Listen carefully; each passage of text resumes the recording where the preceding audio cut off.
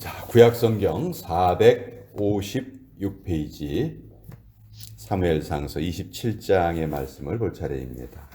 사무엘상서 27장 1절에서 4절 그리고 12절의 말씀, 이렇게 두 부분을 보도록 하겠습니다. 자, 우리 사무엘상서 27장 먼저 1절부터 4절까지의 말씀을 같이 읽도록 하겠습니다. 시작. 다윗이 그 마음에 생각하기를 내가 후일에는 사울의 손에 붙잡히리니 블레셋 사람들의 땅으로 피하여 들어가는 것이 좋으리로다. 사울이 이스라엘 온 영토 내에서 다시 나를 찾다가 단념하리니 내가 그의 손에서 벗어나리라 하고, 다윗이 일어나 함께 있는 사람 600명과 더불어 가드 왕 마옥의 아들 아기스에게로 건너가니라.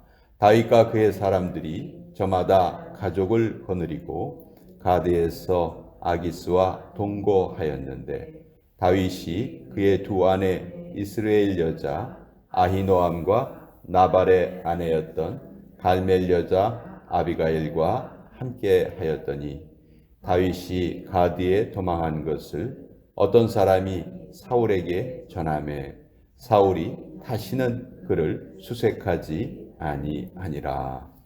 12절의 말씀 같이 읽겠습니다. 시작.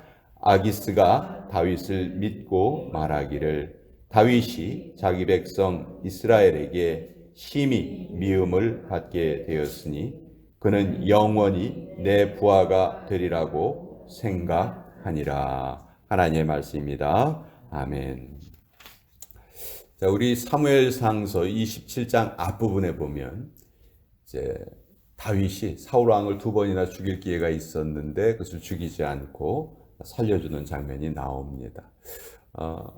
그럼에도 불구하고 사울 왕은 다윗이 자기를 살려줬을 때는 다윗에게 미안하다, 내가 잘못했다 그렇게 말을 하지만 그 순간만 지나면은 또 계속해서 다윗을 쫓아다녀요. 어떻게든지 다윗을 죽이려고 합니다. 이 사울 왕의 이런 모습은 전형적인 어떤 조울증의 모습을 보여줘요. 너무너무 변덕이 심하고요. 이랬다 저랬다 그렇게 사울 왕이 행동을 합니다. 자, 다윗은 이런 상황이 너무너무 불안했어요. 지금 다윗이 자기 한 몸만 피한다면 그렇게 어려운 일이 아닐 거예요. 근데 지금 다윗에게는 가족들이 있습니다. 또 자기를 따르는 사람들이 600명이나 있어요. 그 600명도 가족을 거느리고 있어요. 그러니까 이 다윗이 느꼈을 그 심리적인 중압감은 아마 우리 상상을 초월하는 그런 어려움이었을 거예요. 그래서 다윗이 오늘 본문에 보면 블레셋 땅으로 피합니다.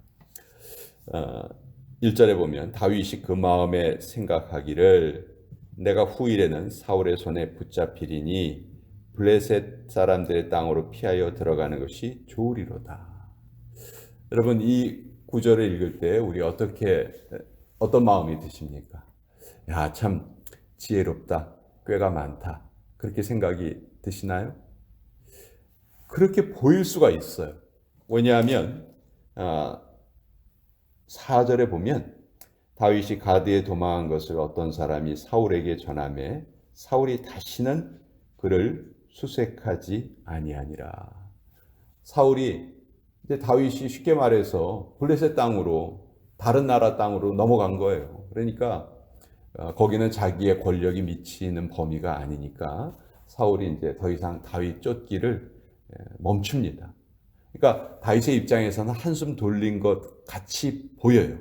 한숨 돌린 것 같이 보이지만 다윗이 참 하나님의 뜻대로 살려고 애를 썼던 사람이죠. 그럼에도 불구하고 다윗이 몇 가지 실수를 하는데 오늘 본문이 바로 다윗이 대표적으로 실수한 그런 내용이에요. 여기 보면 다윗이 마음에 생각합니다.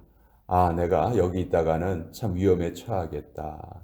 그런데 이 말씀은 너무너무 당연한 것처럼 보이지만 신앙인의 관점에서 보면 이건 전적으로 하나님을 부인하는 행위예요. 자, 누가 다윗에게 기름을 부으셨습니까? 하나님이 기름을 부으셨어요. 사무엘을 보내서 네가 이스라엘의 왕이 될 것이다. 분명히 하나님이 약속을 하셨어요. 물론 그 약속과 지금의 현실은 너무 다르죠.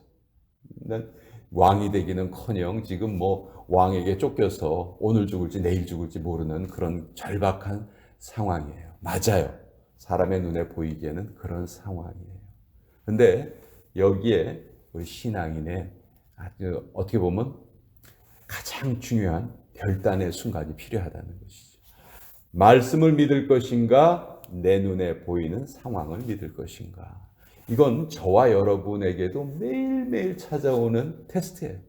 매일매일 찾아와요. 우리 하나님의 은혜로 우리 열심히 잘 살아가겠습니다. 이렇게 늘 마음속으로 결단을 하지만 코로나가 발생하기도 하고 독감이 다가오기도 하고 태풍이 불어오기도 하고 뭐 어떤 때는 우리가 그 피해를 입기도 하고 병에 걸리기도 하고 집안에 우환이 생기기도 하고 그럴 때마다 우리는 눈에 보이는 이 현실과 하나님의 말씀 사이의 괴리 때문에 고민할 수밖에 없어요. 그게 우리 신앙인의 어떻게 보면 숙명이라고 할 수 있죠. 그런 거 없이 좀 살아갔으면 좋겠는데 마귀라는 놈이 졸지도 주무시지도 않으시고 계속 우리의 믿음을 어떻게든지 흔들어 놓으려고 합니다. 또 반면에 하나님께서는 그것을 허락하시면서 우리가 그것을 이겨내기를 바라시고 피할 길을 준비하시는 하나님이시죠. 그런데 오늘 다윗은 이 시험에서 좀 불합격한 그런 모습을 보여요.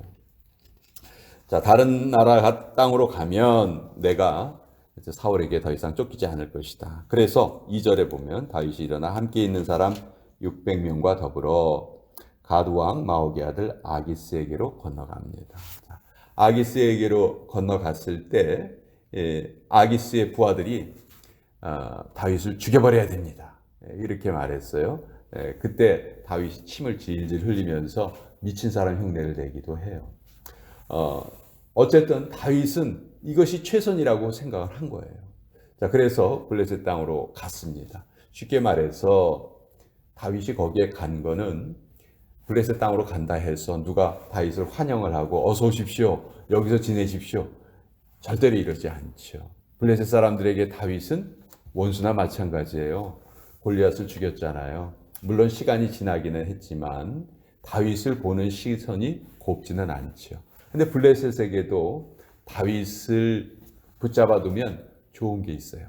다윗은 싸움하는데 선수예요. 그렇죠? 그러니까 자기들이 전쟁해야 되는 거를 대신 맡길 수가 있죠. 쉽게 말해서 용병으로 쓸 수 있다는 거예요. 다윗이 어떤 상황이기 때문에 블레셋 땅으로 왔는지 블레셋 사람들이 너무도 잘 알고 있어요. 그러니까 다윗을 여기 우리 땅에 머물게 하고 우리가 그들에게 먹을 것과 좀 돈을 좀 주면은 우리가 싸워야 될 전쟁을 우리 대신 싸워줄 것이다. 우리가 싸우면은 우리나라 사람이 죽을 텐데 용병을 고용하면 우리에게 도움이 되겠다. 그렇게 생각을 해서 아기스가 이제 다윗을 자기 땅에 머무르게 합니다. 자, 다윗의 입장에서는 어쩔 수 없이 옮겨가기는 했지만 모든 것을 하나님께 묻고 행동했던 다윗이 이때는 하나님께 물었다는 기록이 없어요. 이것이 다윗의 실수라는 것이죠. 여러분, 우리가 날마다 이렇게 아침마다 모여서 하나님 앞에 예배하고 말씀을 상고합니다. 그럼에도 불구하고 우리의 삶에도 늘 어려움이 찾아오고 우리가 하나님의 뜻을 묻지 않고 행동할 때도 있다는 것이죠. 그 믿음의 인물 다윗도 이런데, 그러니까 우리가 이런 내용을 볼 때 무엇을 생각해야 되냐 하면 여기서 다윗이 잘못했구나 그렇게 생각하고 넘어가면 아무 유익이 없어요.